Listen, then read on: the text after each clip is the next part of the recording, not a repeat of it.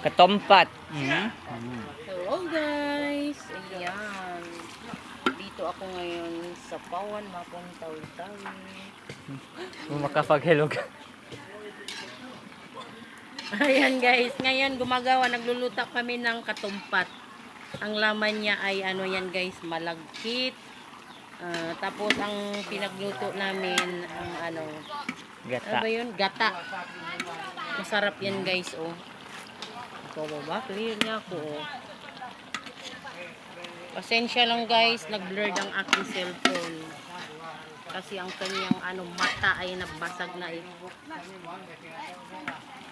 Guys. So guys, preparing kasi bukas ng umaga ang pang 7 days ng aking nanay. Ayan. Ang yumao kong nanay.